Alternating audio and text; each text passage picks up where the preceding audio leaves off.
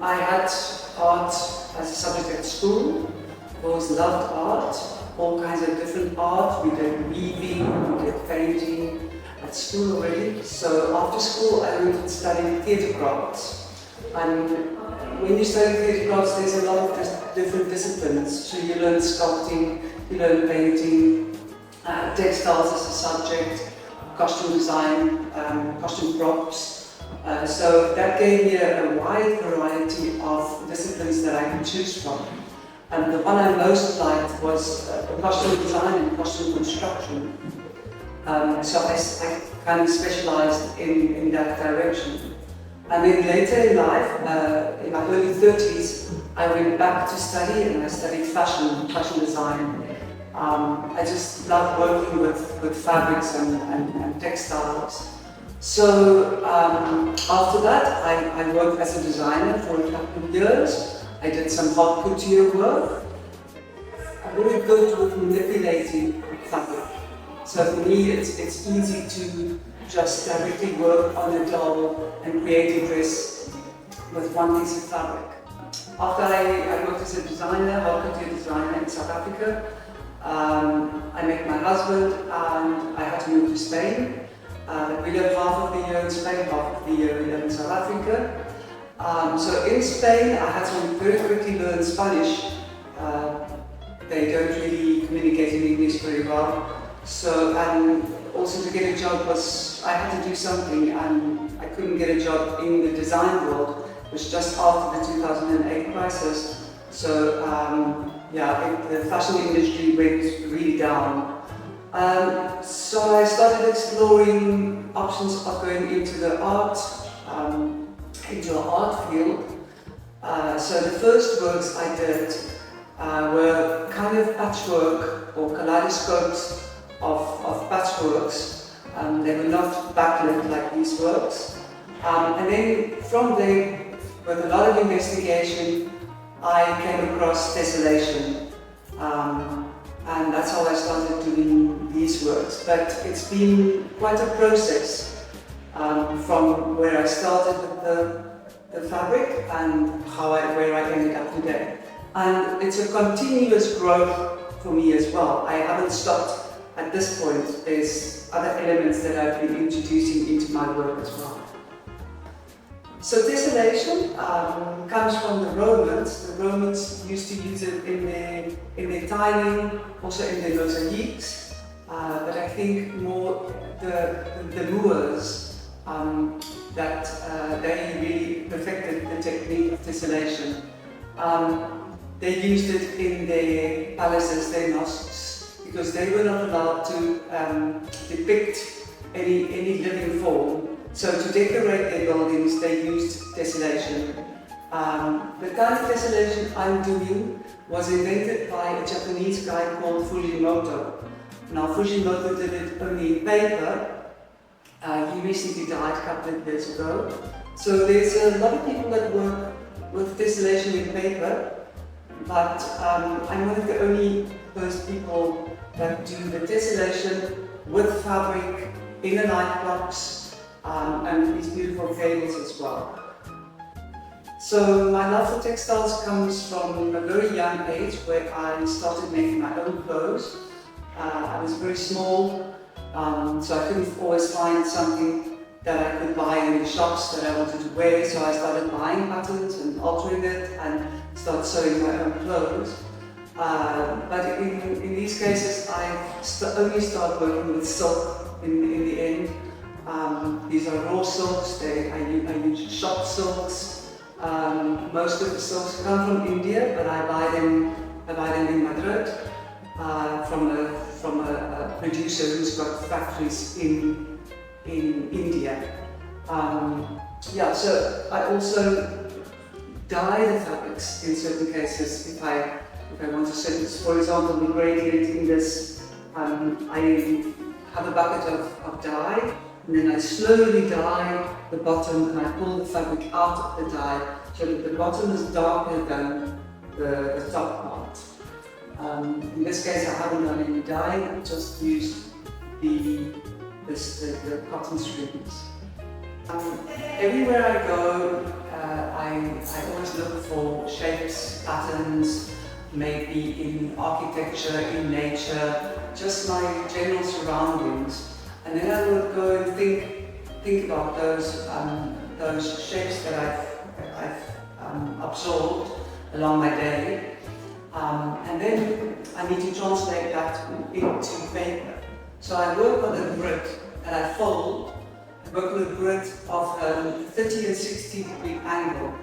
And within those angles, I can create shapes. So because this technique, tessellation, is pure mathematics and geometry, it's infinite. The kind of shapes you can create are just absolutely infinite. So it's a question of knowing how to do it, and then using what you have in your mind and translating it onto the paper.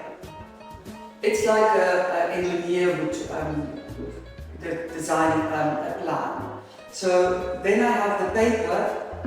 I then create a pattern from that paper, which I translate onto the fabric, onto the flat fabric, because these pieces are one piece of fabric. There's no cutting involved, there's no sewing pieces together, it's only one piece of silk. So I put the paper onto the fabric and translate then the shapes onto that. So then I need to get the folds together. So in order to do that, I need to catch certain points together, and then I knot them, and you can see all of these knots. I knot 3 times just to keep the shape together. For example, if I want a triangle, I need to sew 3 points together. If I want a hexagon, 6 points. And then it twists as you fold it in the front. Nothing has been ironed, it's only slightly steamed to fix the shapes. I am eco-positive. I believe that we can still save the planet. We can fix what we have done wrong. At the moment we are overpopulating the planet, and the planet is revolting against that. And I think we need to be positive still, and we need to find ways of fixing the planet. So in all of my works, there's a message. For example, the springs come from the concept of pruning vines. When you prune vines, they cut the vines, and then sap drips into, the vines cry, and the sap drips into the earth, which then nourishes the earth again, which gives nourishment to the vine so that the vine can grow again. So it's a process of hurting, and then healing, and then regrowth. So that is what the strings are representing, the crying, that also gives hope for the future. So pansy shells, especially in this area around Knysna, they are not on the endangered species list, but they are protected. So if you pick one up on the beach, no problem. But there are people that actually die for them, and they get live ones out of the sea. And within 10 minutes of being exposed to sunlight, they die. So this is illegal, and we need to protect. We need to protect our fauna and flora, our environment as much as we possibly can for the future. There are 2 main artists that really inspired me to become an artist. Firstly, there was a South African artist, Jaycene-Fay. I met her when I was at school, and she really inspired me a lot.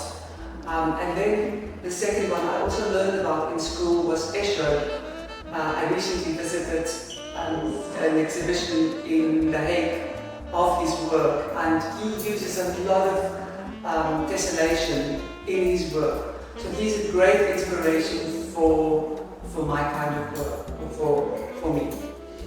So upcoming events, now in March 2025, this artwork called Pansy Shells will be on display here in Knysna Fine Arts as a part of the collective exhibition. This artwork contains 2,000 meters of screen. It is a Gutermann screen, and Gutermann uses recycled bottles to produce their screens or their cotton. Also, you can look at the shape that represents a panagy shell, which is very commonly found in this area. Then in March as well, I have a fair, Art Madrid fair, which I'm attending, not physically, but my work will be on display at Art Madrid 2025. And then in September of this year, 2025, I have a solo exhibition where I'm displaying quite diverse artworks. There will be 15 artworks on display, and then a very big installation which I've never done before. I'm also doing deconstruction to construct.